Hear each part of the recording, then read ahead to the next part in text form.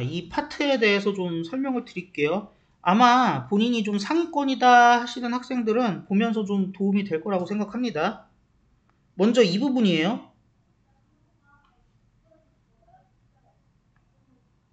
여기서 말하는 대의라는 건 물리학의 법칙과 상수들, 우주 안에 있는 근본적인 힘들을 얘기하는 거죠. 그래서 해석하면은 만약에 그런 그 법칙이나 상수들, 근본적인 힘들이 디퍼런트 하면은 생명체라는 게 가능하지 않을 것이다 라고 얘기를 하고 있습니다.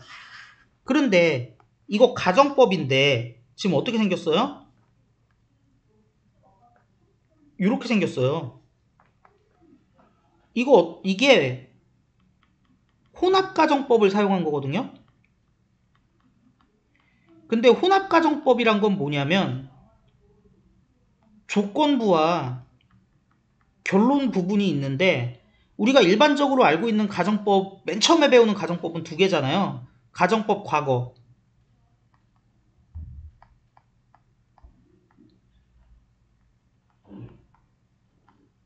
그리고 가정법 과거 완료.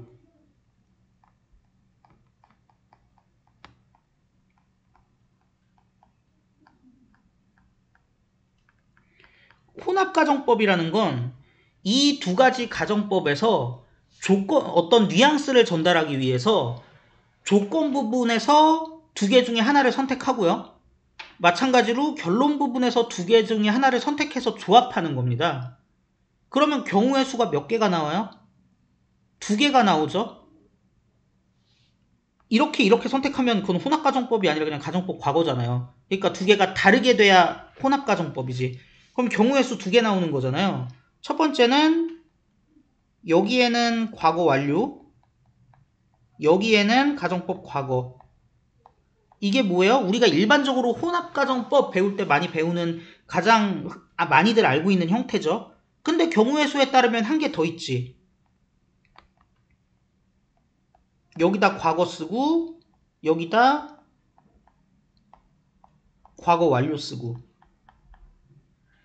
그러면 얘는 뭘 나타내냐? 어떤 일반론적인 조건을 한번 단 다음에 그거에 대한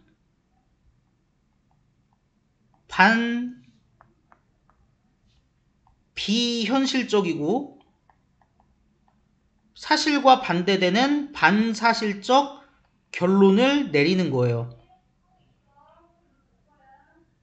여기서는 그러니까 일반론이라는 거는 시제라는 게 의미가 없는 거죠.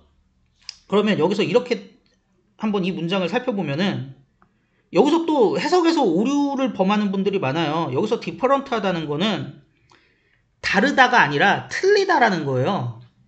지금 앞에서 뭐라 그랬냐면은 이 법칙과 상수와 근본적인 힘들은 매우 정확한 형태와 값들을 가지고 있대. 근데 여기서 디퍼런트로 말하고자 하는 건 그런 정확한 형태와 값들을 가지고 있는 이 법칙과 상수와 힘들이 만약에 조금이라도 오차가 존재한다면 이라는 조건을 제시하는 거예요. 그러면 어떤 결론이 나온다? 생명이 가능하지 않다는 비현실적이고 반사실적인 결론이 나온다는 거지. 만약에 이 우주에 이런 법칙과 상수의 오차라는 게 존재한다면. 그러면 이렇게 함으로써 얘가 전달할 수 있는 글의 뉘앙스는 뭐냐? 이 우주의 물리의 법칙과 상수와 근본적인 힘에 있어서 오차가 존재한다는 것은 말도 안 되는 것이고 절대 성립할 수 없는 터무니없는 얘기다라는 뉘앙스를 전달하고 싶은 거예요. 결론이 비현실적이고 반사실적인 결론이 나오네. 이런 일반론적인 조건을 달아봤더니 그러면은 얼마나 이 일반론적인 조건이 터무니없냐는 거지. 그러니까 결국은 앞에서 얘기한 얘를 한 번 더 강조해주는 역할을 하는 거야. 그러니까 정확히 해석하면, 그러니까 좀 이해될 수 있게 해석하면 이렇게 되는 거예요. 야, 물리학의 법칙과 상수들, 우주의 근본적인 힘은 아주 정확한 형태와 가치를 가져. 만약에 조금이라도 오차가 있다 그러면 이 생명체라는 게 가능하지가 않다? 근데 생명체라는 게 있는데 뭘 가능하지가 않아. 그러면 여기 오차가 있다는 게 진짜 얼마나 말도 안 되는 소리니? 라는 얘기를 하고 싶은 거예요. 뉘앙스를 전달하고 싶은 거라고. 그런데 밑으로 내려봤을 때 요런 애도 있어요.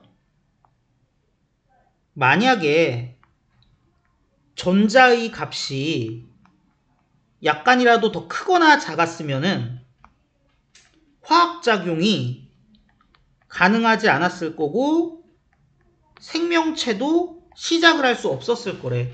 근데 여기서는 지금 뭐를 사용하고 있습니까? 가정법 과거 완료를 사용하고 있죠. 그럼 여기서는 왜 가정법 과거 완료를 사용하는 걸까요? 자, 여기서는 앞에 있는 이 조건이 뭐 터무니없는 얘기야, 말도 안 되는 얘기야, 그런 소리를 하고 싶은 게 아니야. 그냥 이 전자값이 우리가 아는 거랑 다르다? 이건 이미 우리가 아는 거랑 다르기 때문에 언리얼한 조건을 설정한 거야. 그리고 거기에 따라서 비현실적이고 반사실적인 결론이 나오는데 얘네가 비현실적이고 반사실적인 건 당연한 건데 얘네들의 논리적인 불가능성을 말할 뿐이에요. 뉘앙스를 강하게 하는 게 아니야. 언리얼한 현실성이 없는 조건을 달았고 거기에 따라서 비현실적이고 반사실적인 결론이 나오는 건 당연한 거고 그것의 논리적인 불가능성, 현실성이 없고 불가능한 얘기다라는 거를 전반적으로 나타내는 거지 뭐 전자 부분이 무조건 안 된다, 말도 안 된다 이런 얘기를 하고 있는 게 아니라고. 그 증거로서 첫 번째 다르다고 디퍼런트하고 표현 안 하고 크거나 작다고 표현해요. 그리고 뒤쪽엔 뭐라 그래요? 화학 반응인데 굳이 중간에 뭐가 들어가 있습니까? 우리가 알고 있는 식의 화학 반응이 가능하지 않을 거래. 그러니까 화학 반응이 존재를 해도 다른 방식으로 존재할 거란 얘기지. 그렇다면 그 유기화학에 근거하고 있는 우리가 아는 생명체도 시작할 수가 없는 거죠.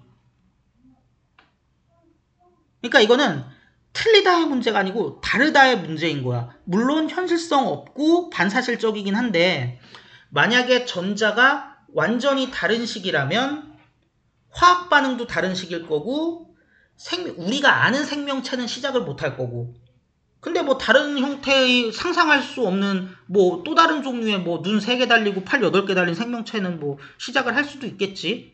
근데 그거는 누가 봐도 사실적인 건 아니죠. 반사실적인 거지.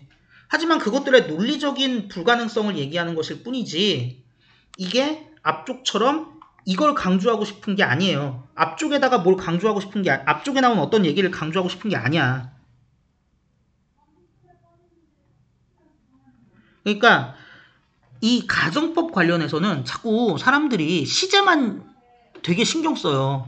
뭐 그러니까 뭐 가정법 과거는 현재와 반대되거나 불가능한 일을 가정한다. 가정법 과거 완료는 과거 사실과 반대되거나 불가능한 일을 가정한다. 뭐 그냥 그러고 넘어가는데 뭐 틀린 말은 아니에요, 그게.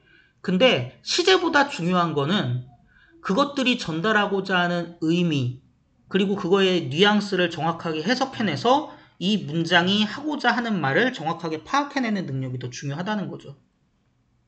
근데 이제 해설서들 보면은 이런 거에 대한 언급이 전혀 없어요. 여기에다 왜 혼합가정법을 왜 썼는지. 자꾸 시제 얘기만 해. 무슨 뭐 과거 시점에서 가정을 한 거다. 현재 시점에서 가정을 한 거다. 무슨 소리야 그게. 가정 자체야 다 현재 시점, 그 말하는 시점에서 하는 거지. 그렇게 원시적으로 접근하시면 안 된다라는 거죠. 최소한 상위권이시라면 이걸 보고 있는 학생이. 그래서 여기서 더 깊이 들어가면은 여러분도 좀 부담스러울 것 같고 어쨌든 여기에서 뭐 궁금해하시는 분들이 있을 거라고 생각해서 말씀드리는 거예요. 이게 혼합가정법인 것까지 오케이야. 근데 왜 밑에는 그러면 혼합가정법 쓸 거면 계속 쓰지 안 쓰고 가정법 과거 완료를 쓰느냐? 지금 제가 말씀드린 것처럼 요런 이유 때문에 그랬다라는 겁니다. 정말 피가 되고 살이 되죠? 이거 어디서 들어본 적 없죠? 그래요. 하여튼 질문 있으면 더 하세요. 댓글로 하시든 뭘로 하시든.